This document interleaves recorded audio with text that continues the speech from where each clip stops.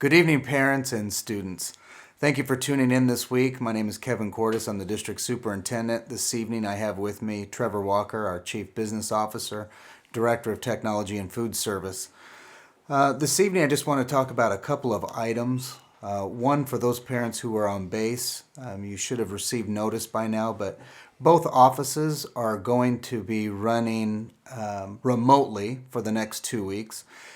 In one case, over the Thanksgiving break, we had a family member of someone who worked in the office that had tested positive for COVID. And so, out of an abundance of caution, we just went ahead and sent everybody home. It's very easy to communicate via the phone, and all of our records are electronic, so that should be easy. But if there's anything that would require a parent to come in person for some reason, just let the school site know with the numbers that have been provided, and we will arrange for someone else to come and meet you if we need to do so. Desert High School wound up in the same position. We had an employee who tested positive, but it was over the break. They weren't around anyone. And again, out of an abundance of caution for everyone, with small office staffs and the fact that students are doing remote learning at this time, we felt it would be prudent just to go ahead and have everyone work from home instead. So again, if you need anything, numbers should have been provided to you. But if you need to come in for a particular reason, we can ensure that someone else who's normally not in that office, who right now is at home quarantining, can come in and meet you and assist you as needed. One comment that came in this week is related to students and to mental health, and I just want to talk about that for a moment. We all know and recognize that throughout the nation, as students are doing remote learning or are not around their peers as much as they're accustomed to, that we're seeing an uptick in mental health concerns for students. We see it for staff, and we take that very, very seriously. This is something that is very near and dear to my heart. Many people know this of me, but for those who do not, the issues and the concerns and the heartbreak revolving around suicide has hit very close to home for me. My mother has committed suicide. My brother did as well. I had a dear friend who committed suicide just a little over a year ago. And so when it comes to matters of mental health, we take these very, very seriously, and we have a number of supports that are in place for students. So I just want to reiterate what we have. If you feel that your child, or you as a student, if you feel that you could use some extra support or you want to just talk with somebody, please reach out directly through either your teacher or through the school office. And we have school counselors, we have mental health professionals that work for us. We even have what we call wraparound services. And those are services that can be provided after school hours, outside the normal school day, even on weekends.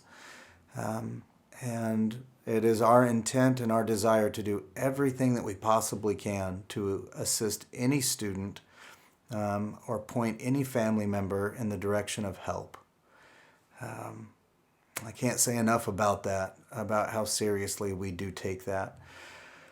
Now, the governor has come out just today with some new guidance and guidelines and restrictions for counties. And so as we move forward as a school district, as we have pledged to do from the beginning, we will continue to do so safely, in a staged manner, and in a way that we feel can promote student and parent, family, and employee safety, but will also be able to provide educational supports as soon as we can for students.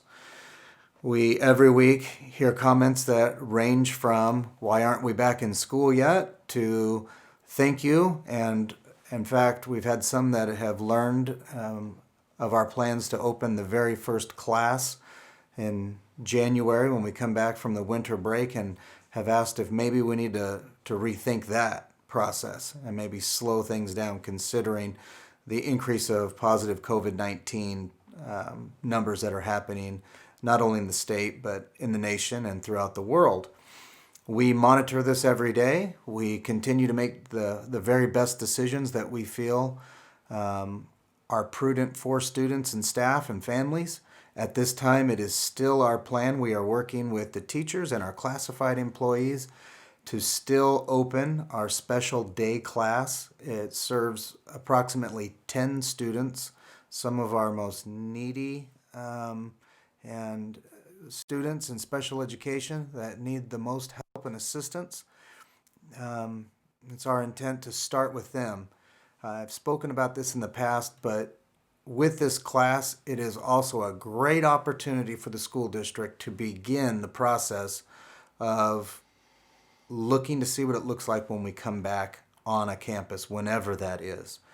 Because that class will involve things such as transportation, food service, campus aides outside for when students go out and take a break. There are instructional aides that are working with students, the teaching of the class itself, all of the safety protocols that are in place for that.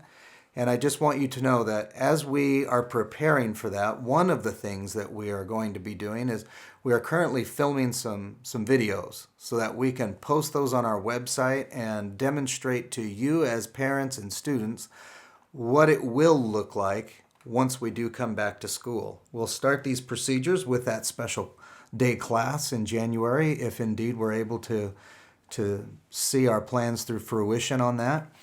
But we will shoot little video vignettes and show what it looks like when you come to and arrive at school and do a temperature check. What it looks like as we walk through the campus and keep safe distances from one another. What it looks like with our personal protective equipment that we'll wear, the PPE. What a classroom will look like and what our procedures will be. So we intend to do that so that not only do we explain it, but there's also a visual. We try to do all of this in partnership with parents and with students and with our employees. Many of you have sent in ideas, and we have taken those in and have incorporated many of those into our plans. None of us are professionals at this way of doing education. We're all new at it, and we have been learning and growing together. I want to express my appreciation again to each of you as you have been working with us. Sometimes I hear comments from parents that talk about the amount of homework, that my child works all day and then has vast amounts of homework in the evening. I know in the past I've asked you to reach out to your child's teacher, and if you can't resolve it there, to go to the principal, and if need be, you can even contact me.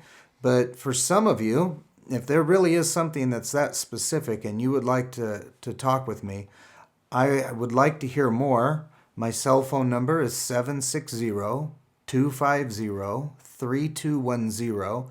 If you feel comfortable, shoot me a text, and we can set up a time to call. I'd like for you to be able to reach out directly to me.